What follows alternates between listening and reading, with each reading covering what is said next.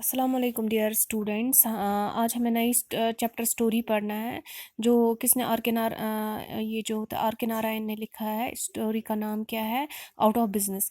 Little over a year ago Rama Rao went out of work when a gramophone company of which he was the Morgudi agent went out of existence.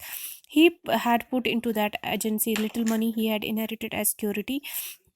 यानी ये बोलते हैं साल ख़त्म होते ही अभी ख़त्म होने को ही आने को बाकी था कि रामा राव जो है, इसका जो कैरेक्टर रामा राव जो है एक कैरेक्टर है इसमें स्टोरी में। ये एक ग्रामोफोन कंपनी में एक मालगुडी एजेंट के तौर पे काम कर रहा था। उसने अपनी इस क्या कहते हैं एजेंसी में थोड़े बहुत अपने पैसे लगाए थे जो उसने अपनी विरासत से लिए थे। 5 साल तक ये बिज़नेस बहुत अच्छा चलता रहा और उसने क्या कहते हैं इसको ये क्या कहते हैं इसको बहुत खुश रख रहा था अपनी to help his keep his wife and children in a good comfort में उसने अपने बच्चों को रखा था। He built a small bungalow in the extension and was thinking of buying an old baby car for his youth. यानी उसने जो पैसे वो कमा रहा था इस कंपनी से, उसने एक बंगलो बनाया था, छोटा सा बंगलो वहीं पे टाउन में, और सोच रहा था एक छोटी सी कार वो खरीद सके अपने यूज़ के लिए।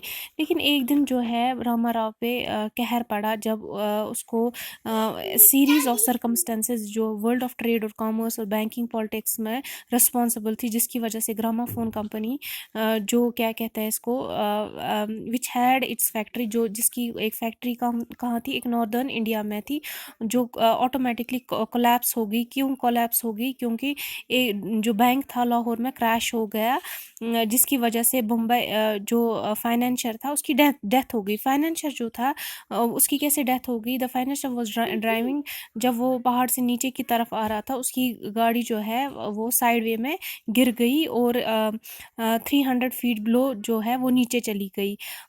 लेकिन कहा जाता है कि उसने क्या किया है, सुसाइड किया, क्योंकि एक रात पहले ही उसकी बीवी जो है एक कैशियर के साथ भाग गई थी। रामा राव सडनली, यानी इसका मतलब है कि जिस कंपनी में वो काम कर रहा था वो बंद हो गई। Suddenly found himself in the street, यानी अचानक से उसको ये महसूस हुआ कि वो सड़क पे आ गया। At first he could hardly understand the full significance of this collapse. There was a little money in the bank. इससे पहले वो कुछ समझ पाता कुछ, उसके पास ऑलरेडी थोड़े बहुत पैसे थे जो बैंक में थे और कुछ स्टॉक था जो उसके हैंड में था। बट जो स्टॉक था वो भी क्या कहते हैं इसको मूड स्लोली और उसके प्राइस जो है डाउन होते गए और उसने हार्डली कुछ पैसे कमाए उन स्टॉक्स की वजह से। उसके बाद क्या होता है? उसके बाद when he applied for the refund of his security there was hardly anyone other and to receive. अब जो पैसे उसको कंपनी में थे एज ए सिक्योरिटी, मगर कोई भी उसकी एप्लीकेशन लेने को तैयार नहीं था या रिस्पॉन्ड करने को तैयार नहीं था। The money in the bank was fast melting, यानी जो भी पैसा उसके बैंक में था वो ख़त्म होता जा रहा था। रामा राव जो वाइफ जो थी उसने अब अपनी जो खर्चे थे वो कम करने लगी।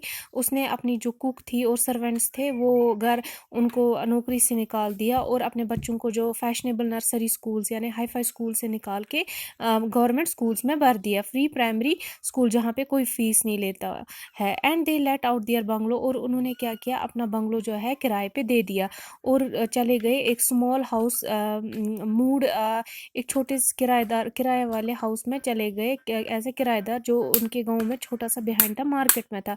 Rama Rao sent out dozen application a day for his feet out for looking the employment, यानी उसने नौकरी के लिए बहुत सारे एप्लीकेशंस लिखे, मगर एक 40 साल का जो मर्द है उसको एम्प्लॉयमेंट मिलना इस टाइम पे बहुत ही मुश्किल है। रामा राव जो है वो एक business like in stating his request था। He sent his card in and asked, I wonder sir if you could do something for me, my business is all gone through to no fault of my. मतलब वो अपनी reference देता था कि मैं एक ये बिजनेसमैन हूँ जो इसका बिज़नेस जो है और ये ख़त्म हो गया क्योंकि उसकी कंपनी कोलैप्स हो गई। अगर वो ग्रेटफुल होगा अगर कोई भी उसको काम दे सकेगा। होप आज के लिए इतना काफ़ी है, कल हम नेक्स्ट ये इसके फर्दर पढ़ेंगे।